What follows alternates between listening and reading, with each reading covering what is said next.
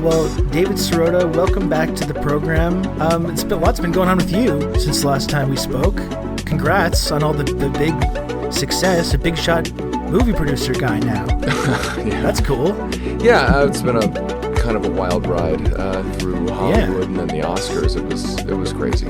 What was that like for you? I mean, it's like you've had you've had an interesting time the last couple of years, going from the highs and lows of the Bernie campaign, a lot of lows, especially at the end part there.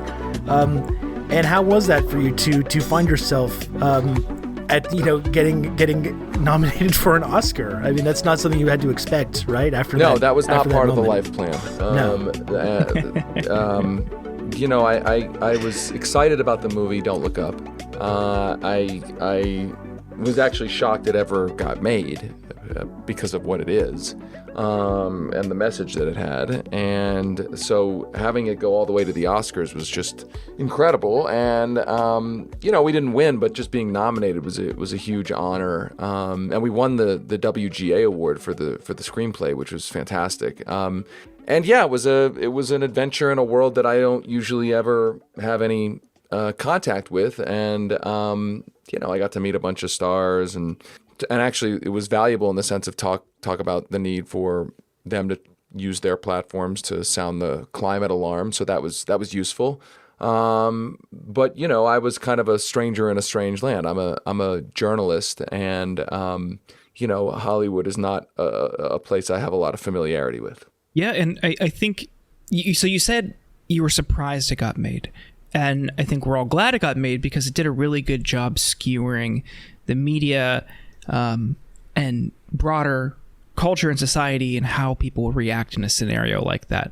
And we ended up seeing that play out a few months later in that BBC interview where they had a young climate activist on to talk about the dangers looming and the IPCC reports that people aren't paying attention to. And it was almost like it was just like life imitating art. And I think The Daily Show did a really good mashup juxtaposing clips from the movie with clips of those hosts just kind of doing the same sorts of things, like treating it like just any other story and not an existential threat, and trying to call out different consumer choices that young woman had made, like how she got her clothing, and just treating it as trivial. How did you feel when you saw that clip? Because this was so many people pointed to Don't Look Up. It's like, oh, this is exactly what they're talking about in that film. Well, I've been saying for a long time, it feels like we're living inside the movie, and then that was the obvious proof that we are, in fact, living inside the movie. So for those critics who suggested that the movie was too over the top or too much of a caricature, I actually think it proved that the movie was potentially understated. That the movie was like too quaint and too nice about the world that we actually live in. So it was, I guess, not surreal is not the right thing to say. It's more like, this is what the movie was about. And I think the reason the movie did so well, the second most viewed movie on the world's largest streaming platform, I think in part it did so well because I think people saw the world that they're living in there. And I was, Neil deGrasse Tyson, who said he thought it was the best documentary he had ever seen.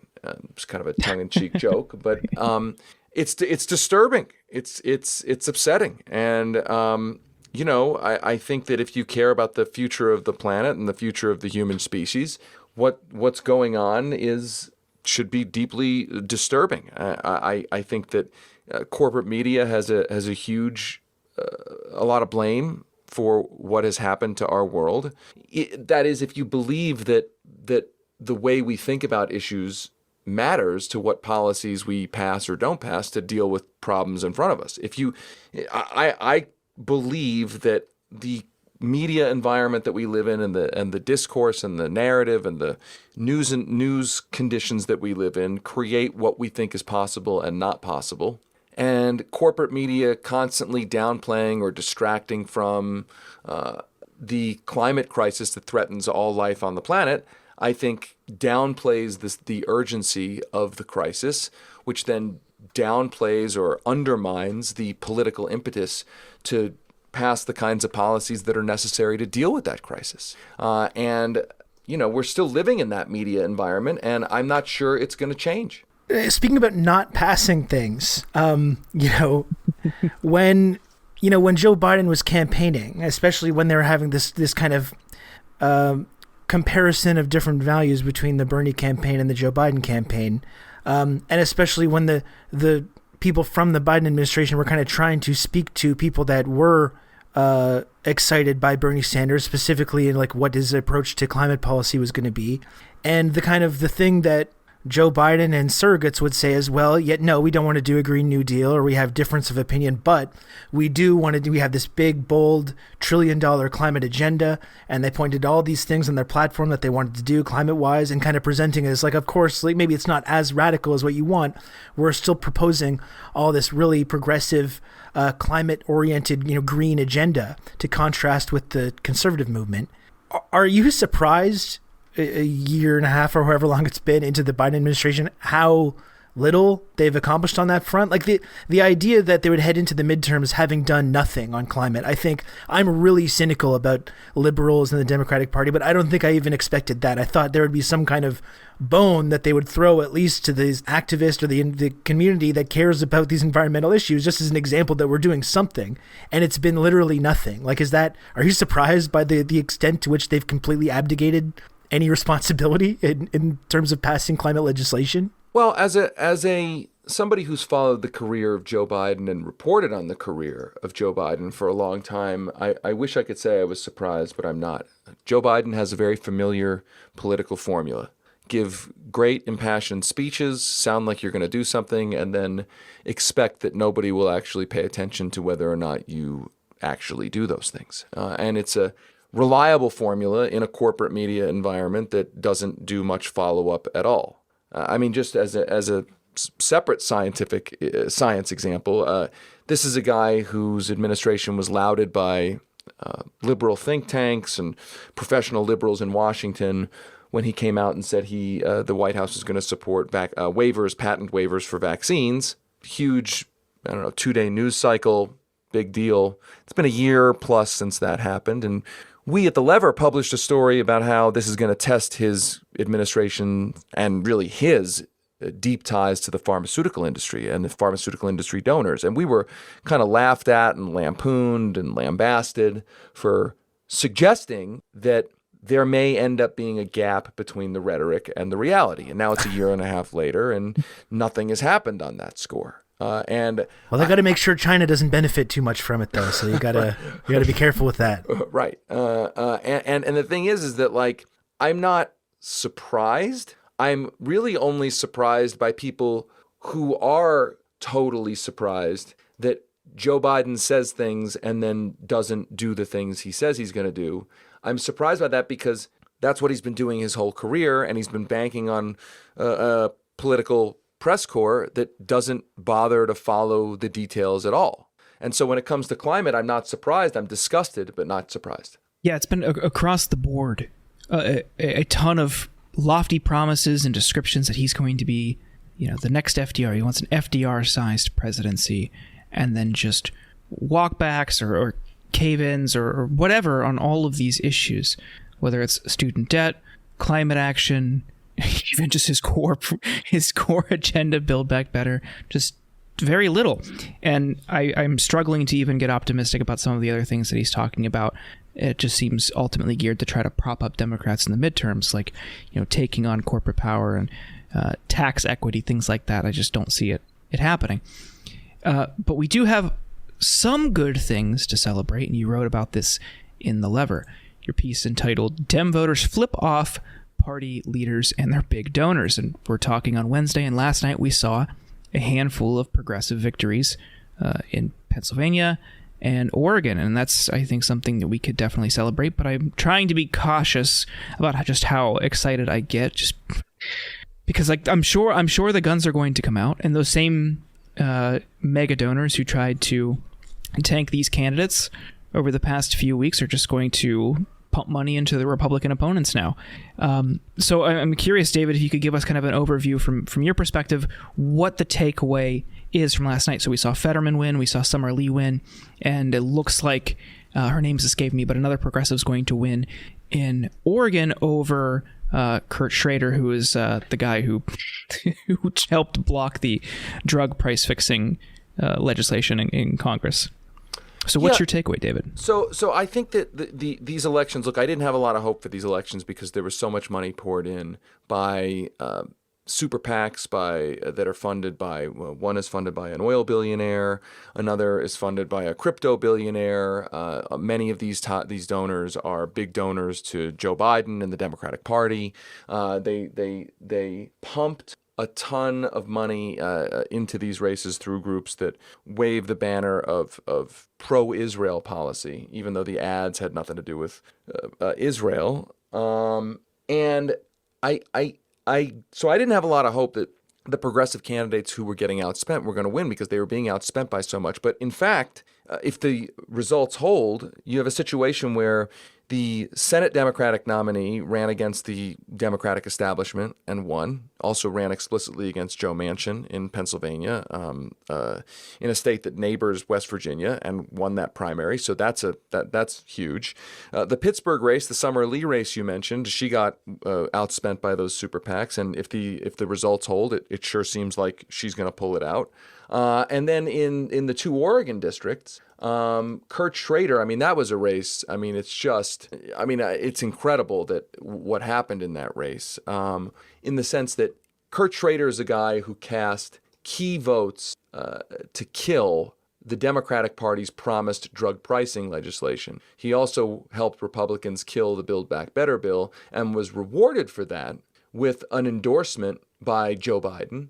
And then the pharmaceutical industry, which has already given him a lot of money to his campaign, its front group came in and tried to spend his opponent into the ground. And it looks like right now that he's going to end up losing his primary to Jamie McLeod Skinner.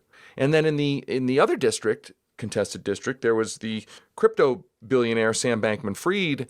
His super PAC pumped, I think it was $8 or $9 million into that race, which is just an insane amount of money in a House race, to back an almost completely unknown candidate. It was almost like a test. Can we elect somebody who's absolutely and completely unknown, has no political profile at all? Seems like has barely even been in the district, at least by media accounts. And the state representative, Andrea Salinas, she ended up winning that race against all of that money. So I think the takeaway is that well-organized progressive candidates can still make a go of it, even against huge money. I mean, it's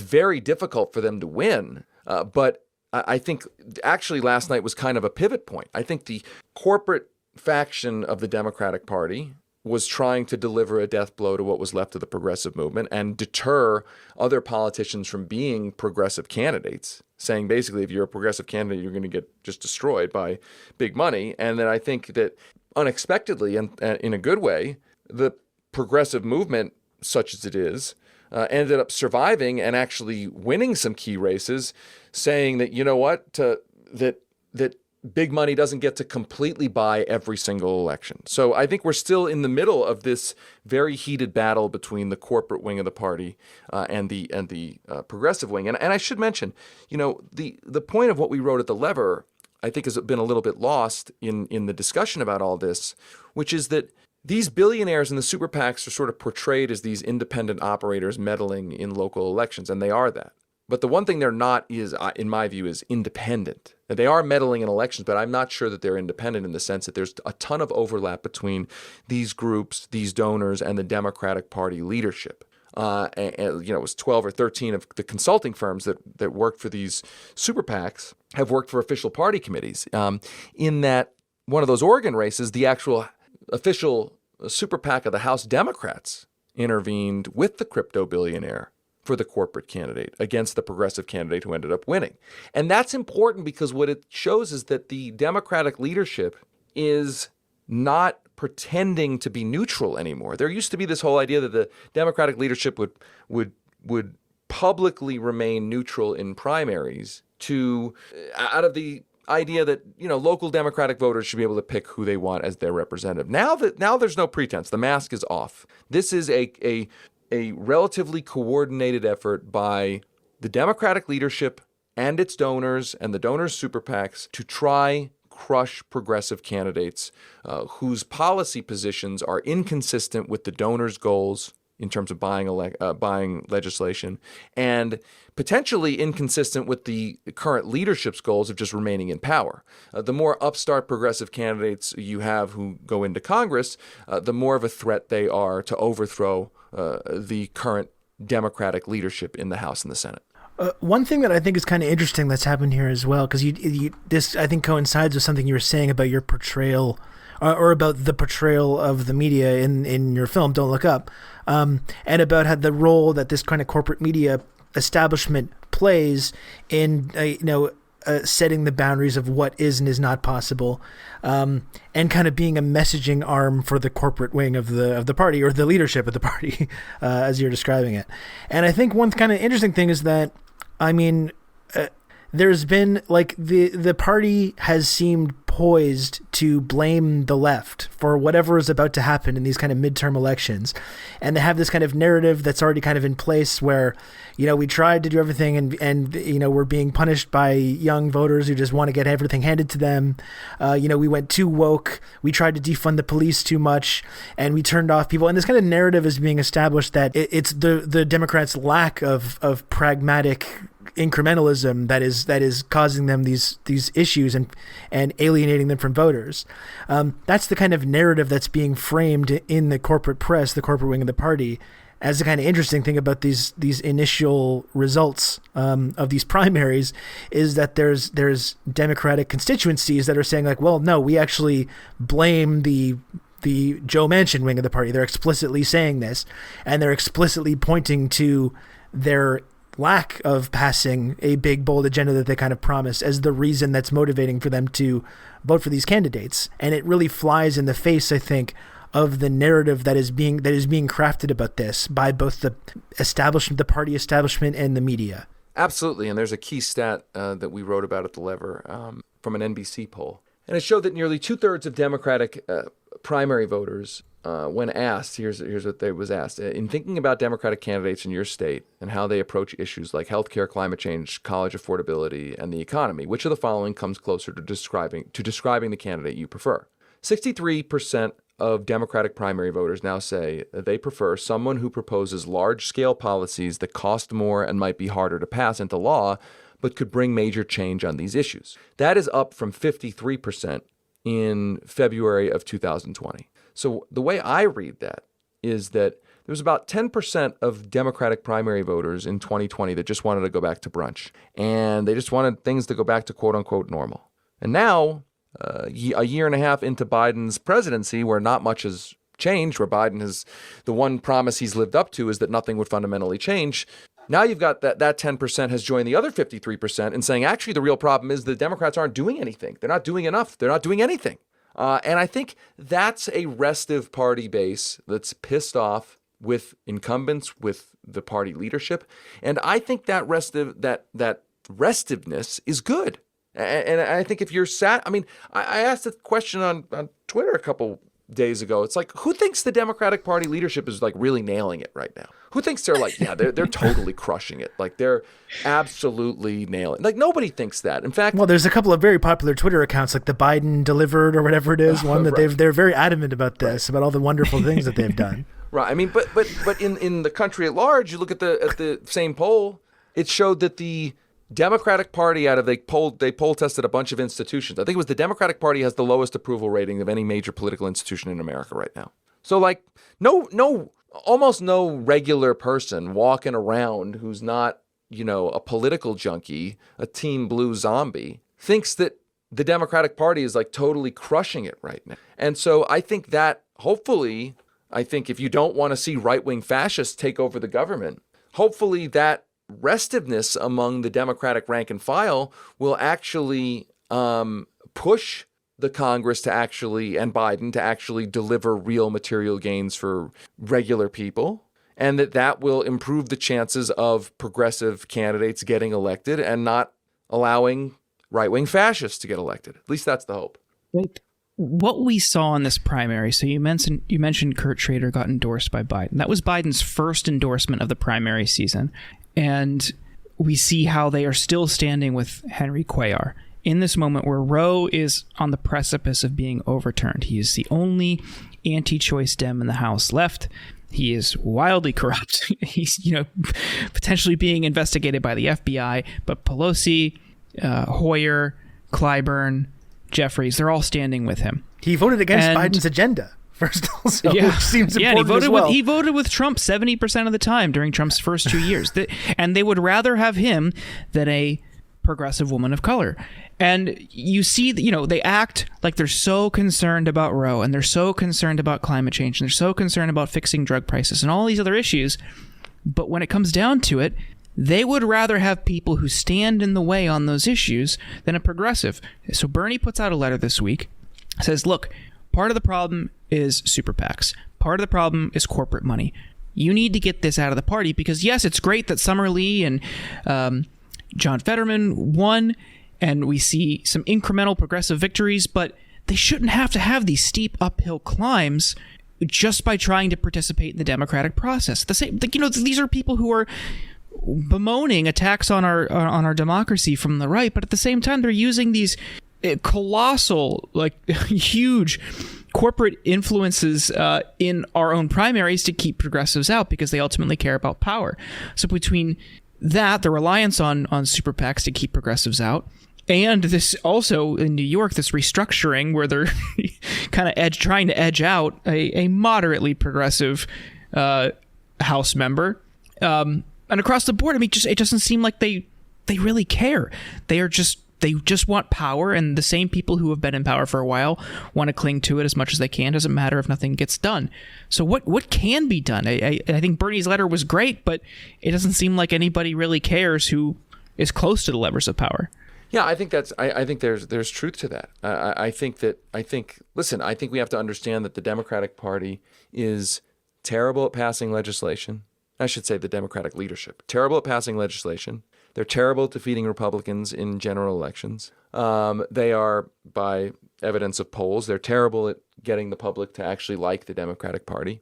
And if you look at what's going on in New York with redistricting and how that blue state is potentially going to lose Democratic representation, they're terrible even at preserving Democratic representation in Democratic states. But the two things they are really good at is preserving the Democratic leadership. They're really good at preserving their own power inside of the party. And they're really good at crushing the American left. I mean, if you want to crush the American left, you send in the Democrats, right? They're like Mission Impossible. Yeah. We need the special agents thing, yeah. to crush the left, like the NFL special teams of crushing the Pro Bowl special teams of crushing the left is the Democratic leadership. Today's Democratic leadership. It wasn't always that, but today's Democratic leadership. Nancy Pelosi is basically terrible at everything other than preserving her own power in the Democratic Party through her relationships with big corporate donors. And she's very good at crushing the left. She is terrible at everything else. Same thing for Steny Hoyer, same thing for Jim Clyburn. They are absolutely abominable at the things that the public actually needs them to do. But they are all-star Pro Bowl players when it comes to crushing the American left. And I think once they decided that was their specialty, then it meant they have to always go for it to try to crush progressive candidates. Because if there are too many progressive House members in the House, then Jim Clyburn and Steny Hoyer and Nancy Pelosi can just get voted out of leadership. And so that's essentially what I think is going on. So we clearly haven't reached critical mass where there are enough progressive power brokers in the institutions of power to throw that leadership out. Yeah, it's amazing how ruthless they can be when it comes to anyone presenting a more progressive vision of how they could maybe be governing, versus when it comes time to negotiate with the right-wing Republicans or even intransient centrist members of their own party. Suddenly they're totally inept. But what you're describing, though, is kind of interesting. You talk about the ability of the Democratic Party establishment to crush the left. Obviously, this is something that you personally have a lot of experience in, considering what happened on the Bernie campaign. And I don't want to relitigate that stuff too much.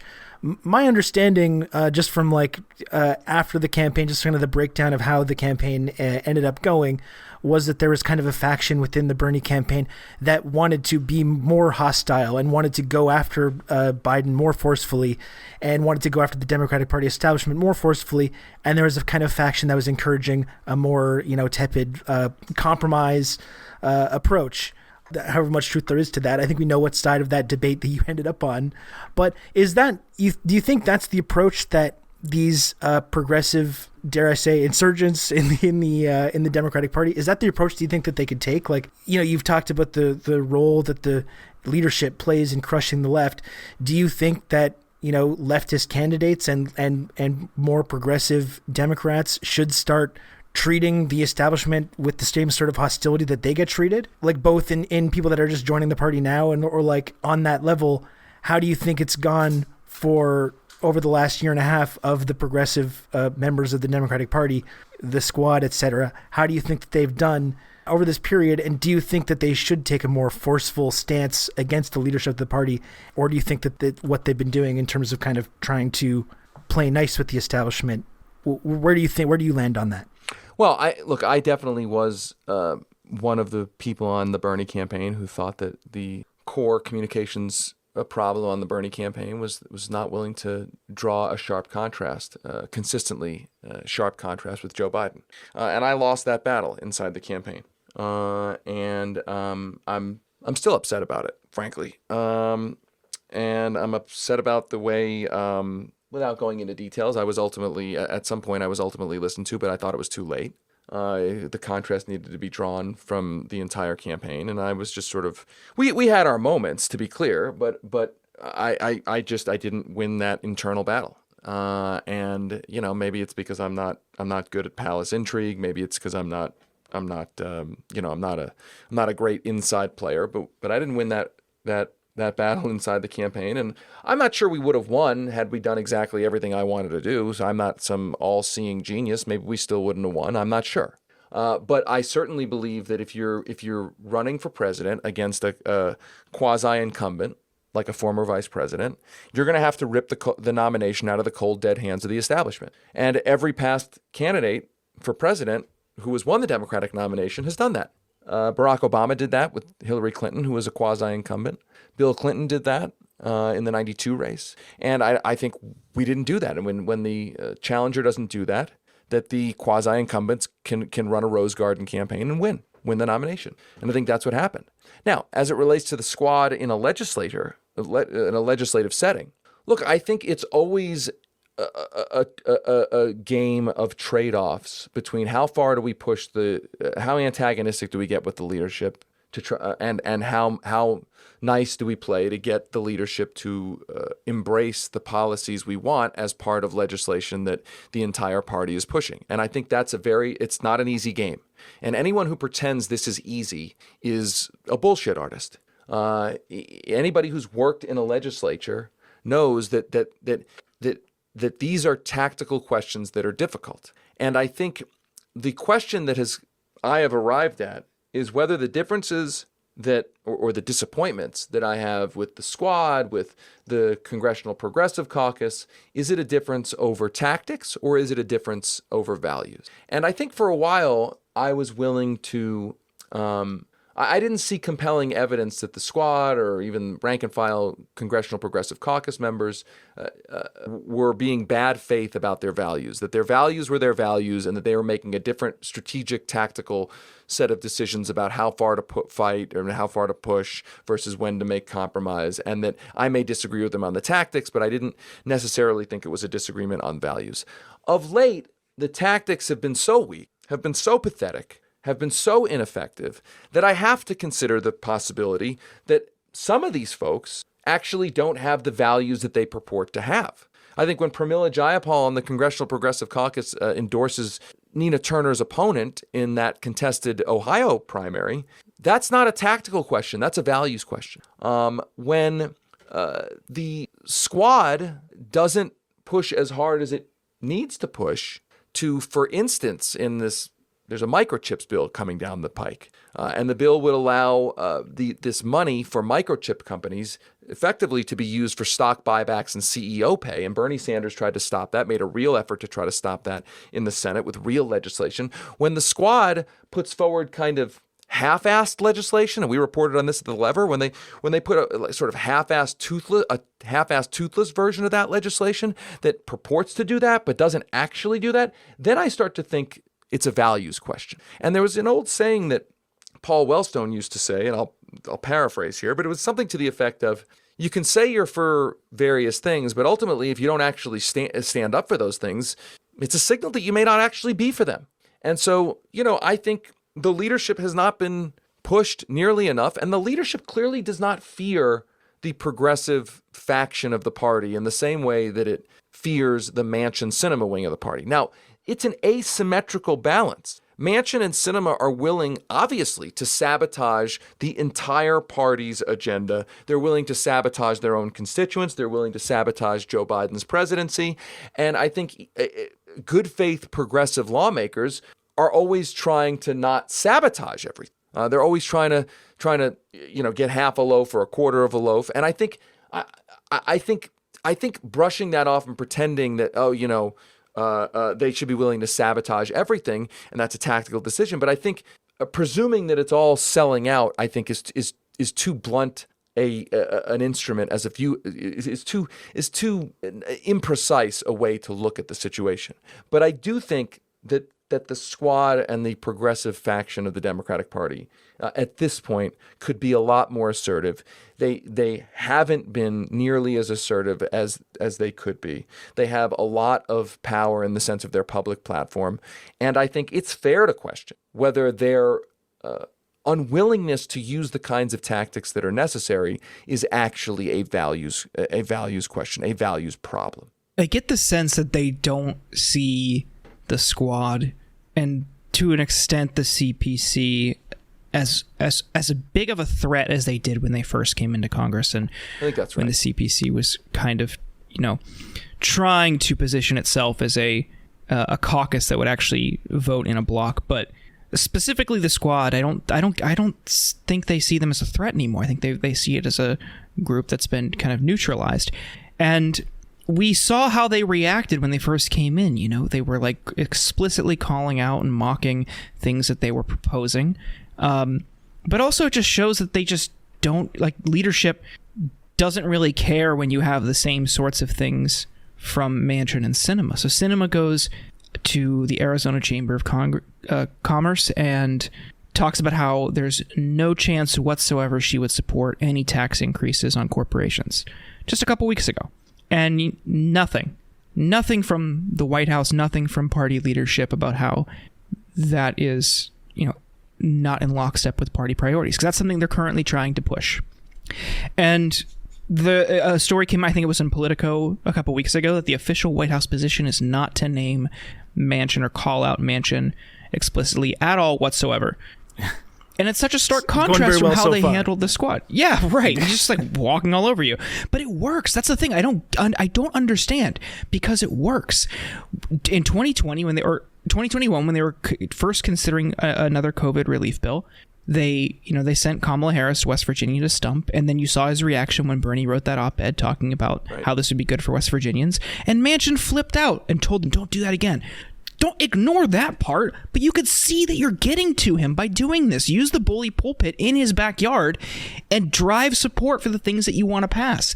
Because when someone goes there and articulates how this would benefit them, they're bound to support it. And they just don't want to touch it. They don't want to acknowledge that these two people are blocking pretty much everything that they want to do. I think that's exactly right. And I think your point about the Bernie op-ed and the Kamala Harris statement or interview that she gave in West Virginia and Manchin freaking out. The funny thing is that in social media among kind of Team Blue Democratic apologists, especially with the Bernie op-ed, this is gonna look. Bernie screwed it up. See, Joe Manchin's screaming and crying and whining, and then this is obviously a bad call by Bernie. It was like no. Joe Manchin screaming and crying and whining is proof that the tactic is working. person you're trying to pressure should feel uncomfortable. And when they feel uncomfortable, it's a sign that the pressure is working. I remember this, and I hearken back to the Bernie Sanders campaign on what I think was one of the pivotal moments of the whole campaign was when Zephyr Teachout did that op-ed about Joe Biden, saying that Joe Biden has a corruption problem. And it wasn't about any kind of right-wing critique. It was about Biden's support for the bankruptcy bill written by the credit card companies, and Biden, I think it was corrupt trade deals. It was all policy stuff. And the media freaked out. Bernie Sanders surrogate is calling Joe Biden corrupt. And Joe Biden, Biden's campaign freaked out. How dare you? And my reaction was, this is fucking great. This is exactly what's supposed to happen, right? You landed a punch. The guy you landed a punch on is now freaking out. Like, that's a sign that you've hit him where it hurts. Yeah. Because we're trying to win the election. That's Yes. the point here. The point is not to make Joe Biden happy or make Ron Klain, his campaign guy, happy. The point is to fucking win.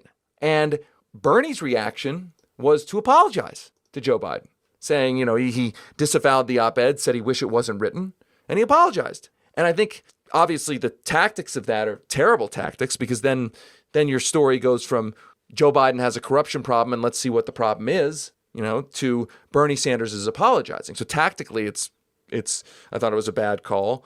And just on the merits, it was a sign that, to me, that the campaign wasn't willing to make the contrast that would need to be made to take down an incumbent. And it's the same thing vis-a-vis Joe Manchin or Sinema, that if the first sign of them squirming and freaking out prompts the Democratic Party leaders to back off, it means that they're more serious about making Joe Manchin and Sinema comfortable than they are about actually delivering on their legislative promises. Well, and this touches on something I think you got into the last time you were on this show, David, which is that it kind of seems like, from the way that they've approached this issue, that the Biden administration wants credit for being progressive, for proposing all this progressive legislation. It's like you want to be framed as the new FDR without actually following through on anything, and just in terms of like, well, we wanted to do this and this and we couldn't.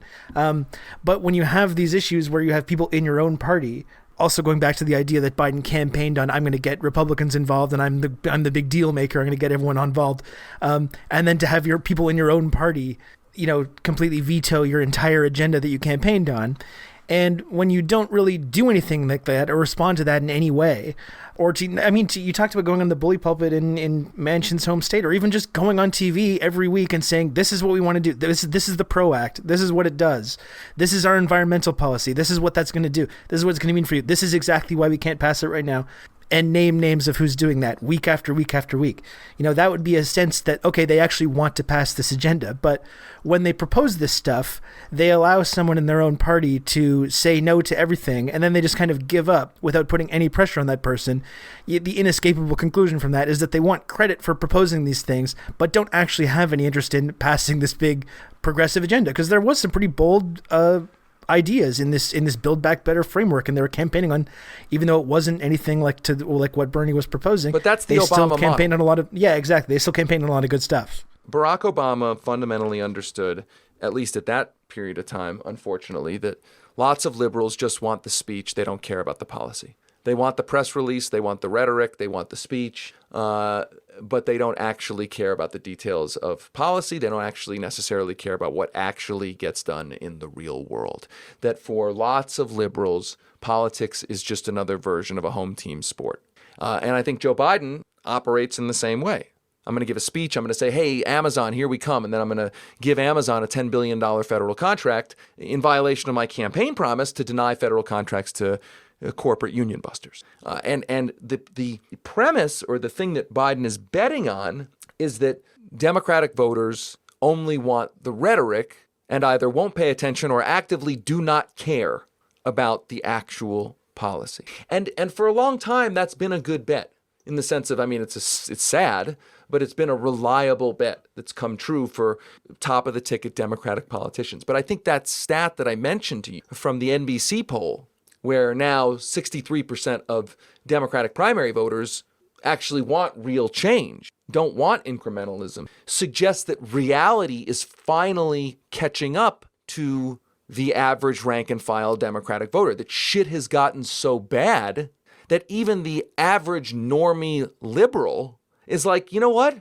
Maybe the rhetoric alone isn't good enough. Maybe things actually do need to change. And so that to me is the most optimistic, encouraging part of what's going on right now is, yes, the individual electoral wins this week, but that plus the polling data suggests a much more restive Democratic Party base, and that is less inclined to buy the Obama-Biden bullshit tactics of I'm going to give a speech and then not actually deliver. I think with the Obama years, just the passage of the ACA gave a lot of Democrats something to fall back on. It was like, well, yeah, he might not be doing X, Y, and Z, but we got healthcare passed, and that's something that did impact a lot of people pretty quickly. Biden doesn't have that. Like, his only real accomplishment is infrastructure, and that's going to be something people won't see or experience for a very long time, if at all. And they don't have something to point to justify his candidacy or his administration. And I think it's probably a factor in why people now want something. And you have these villains that you can point to in Manchin and Sinema, but I think you're right. I think people are finally starting to see through it. That said, I think the reactions last night in the wake of these progressive gains have me a bit worried for the general. I'm worried about the general because it's just historically not good for parties in power. But also they're saying, the prognosticators and, expert pundits are, shifting their races from leans Democrat to toss up, and Fetterman has no chance of winning now, and Summerlee's probably different, but they were saying that Fetterman probably has a much tougher race now than if it was Connor Lamb, which is such a ludicrous claim to make just immediately after he wins, and you have no idea who he's even going to run against. But they were already certain that this is a much different race now. Also, just on that specific race, the notion that Connor Lamb, who had never run in a statewide race and now in his first statewide race got absolutely destroyed, is including in his own district. in his own district, is a better candidate than a literal sitting statewide office statewide office holder who has won a statewide race, a statewide general election, is just so preposterous and so it's just silly. I mean, John Fetterman is literally the lieutenant governor of Pennsylvania. He has already won one contested general election. The notion that Connor Lamb, who has never run even in a statewide race, would have been a better candidate, I think is not only idiotic, but then, of course, belied by the fact that he got shellacked in his own party's primary the first time he ever ran statewide. Yeah, no, absolutely. I just totally agree. I think they just so badly want progressives to lose that even when that's who you're going to have to support if your vote blue no matter who, now they're already saying, well, it's just not going to happen. It can't happen. Instead of, hey, how do we rally behind this guy and make sure he wins, which is what they instruct progressives to do when it doesn't go progressives' way. It's because they have it's because they're corrupt, but it's also they have a different premise. They have a different premise for what a swing voter is. I think if you take them at their word, which I obviously don't, if you separate out the corruption, their political pragmatism premise is that the swing voter is an affluent, sort of independent voter who hasn't exactly figured out if they like the Republicans or Democrats. It was Chuck Schumer in 2016 who said, for every working class Western Pennsylvania voter we're going to lose, we're going to gain 2 former Republicans in the Philadelphia suburbs, right? So the sort of classic affluent suburbanite, sort of Republican-ish, Rockefeller Republican. This is who the corporate wing of the party would have you believe is the swing voter. Now, I believe that in the age of MAGA politics, violent insurrections at the Capitol and the like, that there aren't that many swing voters to start with anymore. So a lot of this is a turnout game. How much can you actually motivate your base? And I would argue that progressives do a better job of motivating the base because they're speaking to the actual agenda items that the base wants. And then also you could argue that the swing voter is, or at least can be, working class voters who the Democratic Party has been alienating since NAFTA. And that Bernie Sanders, the premise of Bernie Sanders as a strong general election nominee, I think the reason why Donald Trump's own pollster said that Bernie Sanders probably would have won in 2016 was because they understood that Bernie Sanders could speak to a different kind of swing voter. Bernie Sanders might have had some trouble in some of the affluent suburbs, but he likely would have overperformed among working class voters in places like Western Pennsylvania that Donald Trump won. And that I would argue that economically progressive candidates have a better chance of pulling back some of the working class old Reagan Democratic support that used to exist, that the corporate part of the party has been alienating to tragic consequences for most of my lifetime. David, I know you have to go soon, so I don't want to keep you too much longer. I just had one more thing, kind of a broader question that I want to ask you before we sign off, that kind of in light of everything we've talked about here. Just as someone who's been in the middle of these fights in terms of like the kind of progressive wing trying to challenge the power centers in the Democratic Party, and this whole strategy of running progressive candidates into the Democratic Party in order to get them elected and to eventually kind of take over the party and to kind of reorient it in this more progressive direction. I know you're still kind of excited about this prospect, but do you still believe, like fundamentally, that it's possible to I wouldn't say I'm excited about it, but but do you still believe that it's possible to actually democratically reorient the Democratic Party into that more progressive direction to kind of wrestle power away from the establishment? I talked about all these really important issues, like in Don't Look Up, the future of the planet, the climate crisis, even this kind of gradual process of running candidates into the Democratic Party. We're still talking about a multi-years long project in order to even get to the idea of possibly gaining power. Ultimately, do you think this is enough to deal with the crises that America's facing, or do you think there needs to be more? I'm not sure it's multi-year in the sense that I think one thing recent history has proved is that things can change very fast. So I'm not sure it's multi-year, but yes, it's not an easy slog. Look, I am in many ways tactically agnostic, and I think people get hung up on, can the Democratic Party get remoored, changed, or do we need a third party? And frankly, I find one of the most annoying kinds of folks out there are the people who say, both parties are corrupt, and anybody who thinks changing the Democratic Party is a worthy goal or can even be done is an idiot, and I'm a smart person because I vote third party. Listen, I am tactically agnostic. I'm about results. What's the fastest way to deal with climate change? What's the fastest fucking way to deal with the comet, right? If that means a third party can win, great. If that means changing the Democratic Party is faster, great. If that means both those things at the same time, great. I think we're stuck in a system right now that preferences a two-party system, and the two parties basically suck. And I don't buy that people are more enlightened or smarter or more pure who say, I'm never going to vote for a Democrat no matter what because both parties are corrupt. Voting is not a religious fucking experience, right? It's not an experience of self-expression. If you think voting is self-expression, frankly, in my view, you don't really understand the system you're living in. Voting is one way to try to get what you want. So when you go and vote in a general election and you're faced with a white nationalist fascist versus a shit Democrat, I don't think that's not an enjoyable choice.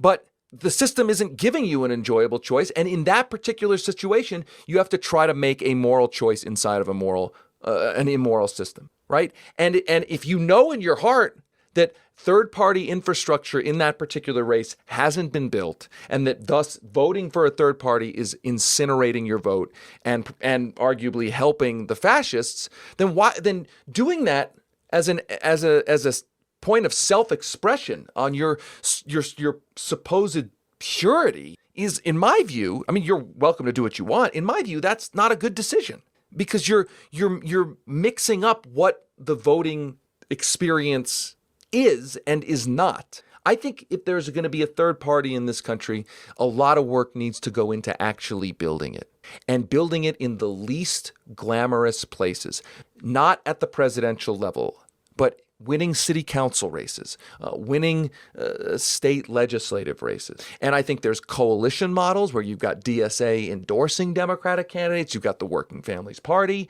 that goes into coalition, sometimes goes into opposition with the Democratic Party. And I think people who get hung up on, it goes back to this tactics and values thing, this idea that it's a fool's errand and everybody's impure and a terrible person for even thinking that it's worthwhile to try to change the Democratic Party. I just reject that. And I think it's narcissistic and I think it's bullshit. And I similarly think that anybody who thinks that honest to goodness, real third party building to try to push the Democratic Party to be better and to try to put up alternatives to the Democratic Party, I think anybody who thinks that is unacceptable is too tribal to think clearly about what the goal of politics really should be.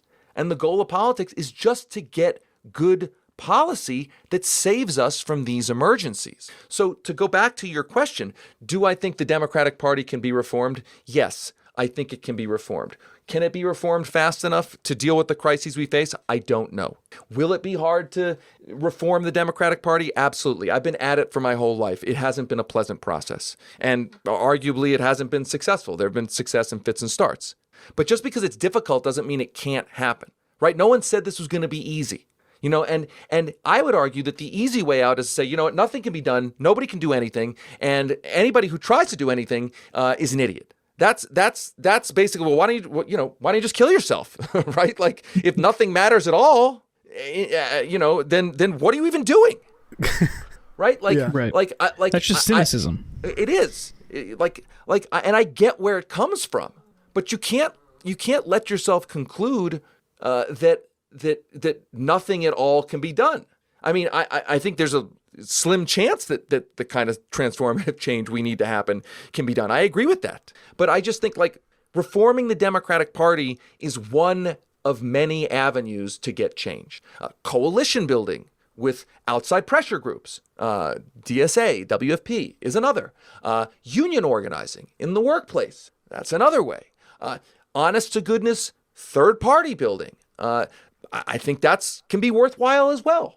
I'm like an all of the above person. So and just because I'll conclude by saying this, just because I'm all of the above, it doesn't mean like I'm dumb or stupid. I mean, maybe I am dumb and stupid. I don't know, or naive. But I don't think it means I'm dumb to think that we should try to be doing all of these things, and I don't think it's dumb to think that somebody is not more pure or better or more enlightened for thinking their tactic is better than other tactics. Like, they're just tactics. Maybe we should do them all. Definitely. Absolutely. I think that's a great point to close on. Thank you so much, David, for joining us. Thanks, David. Everyone check out The Lever.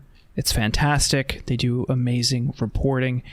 David, is there anything else you'd like to plug and where people find you and more of your work? No, thank you so much for having me, both of you. And you can find our work at levernews.com. I hope people will go check it out. Hopefully people will become subscribers.